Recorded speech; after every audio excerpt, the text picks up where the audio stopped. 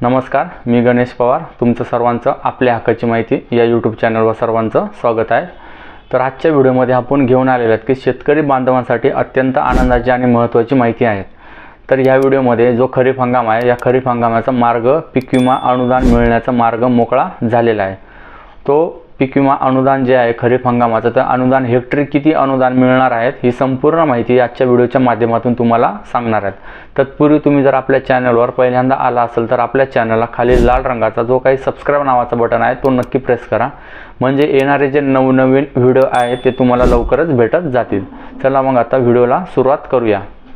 इथे स्क्रीनवर बघू शकता कृषी विभाग यांच्या मार्फत ही माहिती देण्यात आलेली आहे. कृषी विभागांतर्फे क्रॉप इन्शुरन्स म्हणजे कंपन्सेशन म्हणजे खरीप हंगाम पीक विमा, खरीप हंगाम जे काही आहे पीक विमा 17,500 रुपये हेक्टरी मिळणार का आणि पीक विमा मिळण्याचा मार्ग मोकळा झालेला आहे का इथे दिलेला आहे. कृषी विभागातर्फे ही माहिती मिळालेली आहे. इथे तुम्ही स्क्रीनवर बघू शकता खरीप हंगाम 2025च्या नुकसानीपोटी शेतकऱ्यांना पीक विमा भरपाई मिळण्याचा मार्ग आता मोकळा झाला आहे. कारण पीक कापणी प्रयोग आणि तांत्रिक उत्पादकतेची माहिती ही राज्याने केंद्र सरकारला दिलेली आहे. त्यानंतर केंद्राच्या पोर्टलवर माहिती अपलोड करण्याचे काम सुरू असून जानेवारी महिन्यातच, म्हणजे केंद्राचं जे काही आहे पोर्टल आहे त्यावर माहिती अपलोड करण्याचे काम सुरू असून जानेवारी महिन्यातच सोयाबीनसह प्रमुख पिकांसाठी शेतकऱ्यांना विमा भरपाई मिळेल असा अंदाज आहे. परंतु कापूस आणि तुरीच्या विम्यासाठी एप्रिल महिना उजाडू शकतो अशी माहिती कृषी विभागातील सूत्रांनी दिली आहे. राज्य सरकारने यंदा खरीप आणि रब्बी हंगामात सुधारित पीक विमा योजना राबवली. सुधारित योजनेत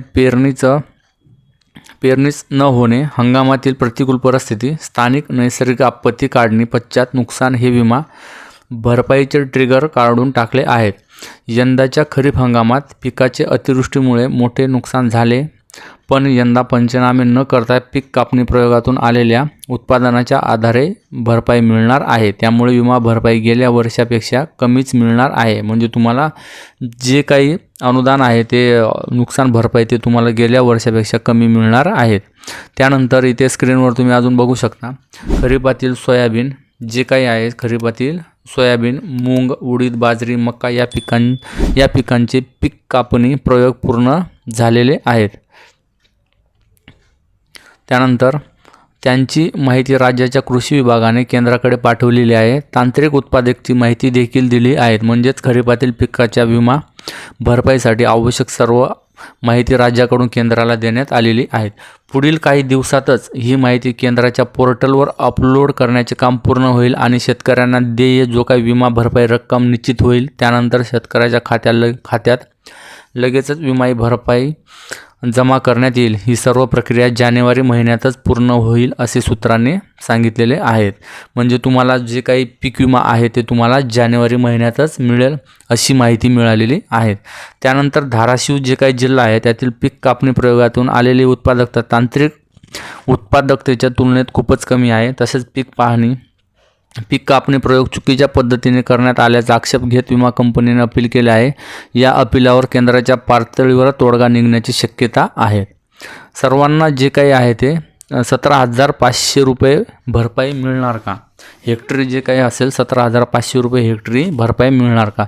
मुख्यमंत्री यांनी अतिवृष्टी झालेल्या शेतकऱ्यांना हेक्टरी 17,500 रुपये विमा भरपाई मिळेल का असे सांगितले होते. परंतु पीक कापणी प्रयोगातून आलेले उत्पादक पाहता शेतकऱ्यांना एवढी भरपाई मिळण्याची शक्यता दिसत नाही. काही शेतकऱ्यांचे वैयक्तिक पातळीवर मोठे नुकसान झाले असले तरी यंदा वैयक्तिक पंचनामे झाले नाहीत. मंडळ स्तरावर पीक कापणी प्रयोग होऊन महसूल पातळीवरील नुकसानीची पातळी ठरणार आहे. त्यानुसार भरपाई मिळणार आहे तुम्हाला. अशा प्रकारे इथे जे काही पीक विमा आहे ते तुम्हाला हेक्टरी 17,500 रुपये जे काही अनुदान असेल ते खरीप हंगाम पीक विम्याचा ते तुम्हाला जानेवारीतच महिन्यातच मिळणार आहे अशी माहिती मिळालेली आहे.